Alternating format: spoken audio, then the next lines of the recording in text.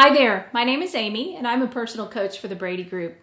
Today I'm going to share some things with you that I've discovered after having the opportunity to coach several dental practices over the last few years. You see, as a personal coach for the Brady Group, I have the opportunity week in and week out to virtually be in many practices through Skype. I'm able to hear of their successes from week to week. I'm able to talk with practices about challenges they're facing and work with them to overcome those challenges. We even work in some role playing and do some fun things to help them further fulfill their vision. But I will tell you, as I think over the past several years and the many practices we've worked with, when we first meet a practice, there seem to be mainly three deadly mistakes that they're making that seem to be killing their success or hindering their full potential. There are some commonalities there among many practices, and you might be able to relate to some of these that I'm going to share today.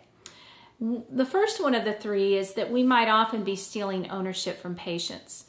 I don't think this is something that is often even realized, but if you're bringing patients through your practice the traditional way, in other words, they come in and you have a structure and a protocol that serves your purposes. You bring them in and say, okay, what we do on all patients is we're going to take some x-rays, we're going to do a complete and thorough exam, and then doctor's going to tell you what he's found. And then we give them a treatment plan with some solutions and we try and convince them why they ought to follow through. We might even tell them what's going to happen if they don't follow through. Well, if that resembles what might be happening in your practice, you're probably stealing ownership. And here are some indicators that might be happening. Maybe you talk more than your patients and you can't seem to get your patients to talk a whole lot. That means you're probably telling, explaining, educating a little too much. You might be hearing things from your patients like, I'm going to check with my insurance and we'll see what they'll cover and then I'll decide whether or not I'm going to do this. Or maybe you hear things from your patients like, I'll call you back. I'm going to check my schedule, or I need to think about it. And again, those are indicators that your patient probably doesn't have a lot of ownership for what's going on. As a result of all of this, you end up with a pending list this thick. Oftentimes I'll get calls and people will ask me, well, what's some verbiage, or can you give me a script for when I'm calling the pending list? And my answer is often, why do we even have a pending list? So let me ask you this, what would it look like if patients scheduled when they were face-to-face before they even left? How would that affect your workload or how your days would go? How would that affect your month? Just bottom line, if you were actually able to schedule most of your patients before they even left. That's what we're talking about here, is allowing your patients the opportunity to come up with their own plan that meets their value system and fulfills their motivation and the things that are important to them. You see, the interesting part is you'll end up in the same place. You'll get to do the same dentistry you would have presented anyway, but you'll get to do more of it because we allow the patient to come up with the treatment plan. So that's number one, is allowing patients ownership. The second thing that I think gets in the way most often is we let the patients run the schedule. So what are some indicators that's happening? Well, if you ever hear yourself saying things like, well, what's good for you? Or when would you like to come in? Then we're letting patients run the show. Or maybe you miss lunch a lot, or you're late to lunch, or late at the end of the day and can't quite seem to finish up, and everybody's trying to wrap things up and get out the door and it's hurried. Maybe you're stressed out. Maybe you have patients waiting on you.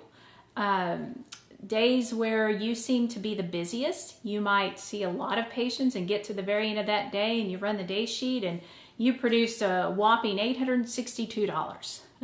Those are indicators that you are letting the patient run the schedule.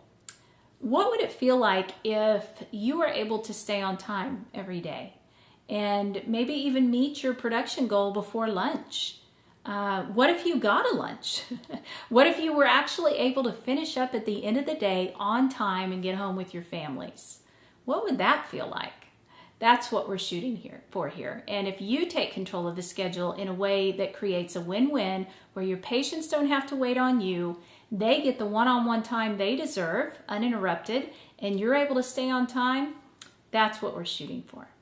Number three is one of the three things that gets in the way of our fulfilling of our vision and is probably killing the profitability in your practice is we might be confusing busyness for profitability.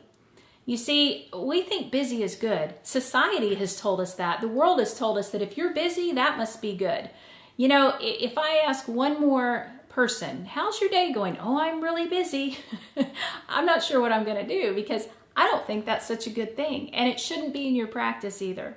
See, you want to be profitable, not busy. And the two are totally independent of each other.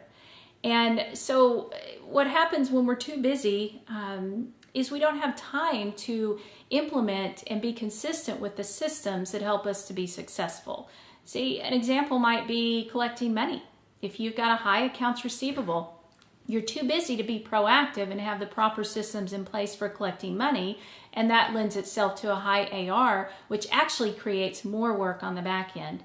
See, now you've got to send statements, you've got to deal with the aftermath of sending statements, you have to follow up on insurance claims, you have to follow up on patient collections and try and collect money over the phone. It just creates a big monster, and it adds to the busyness and takes away from the profitability. Another indicator might be your team communication. Maybe you're all on different islands and you're frustrated because somebody else on the team isn't seeing things the way you're seeing them, when the reality is you are too busy to even stop and communicate. And so that's just another big indicator, and quite frankly, another big obstacle that's getting in the way of your success. Again, these three things are indicators that you are not operating at your full potential. These can be killers to your practice. They can stress you out. They can make you hate dentistry. And the fun thing about all of this is we have solutions. And I get really excited when I have the opportunity to share and to be able to work with practices who are having these same challenges, because I know we can help. And I'm excited about that. We love the opportunity to help you, and we look forward to seeing you at Team Choreography. We'll be talking more in detail about all these wonderful things, and I can't wait to meet you there.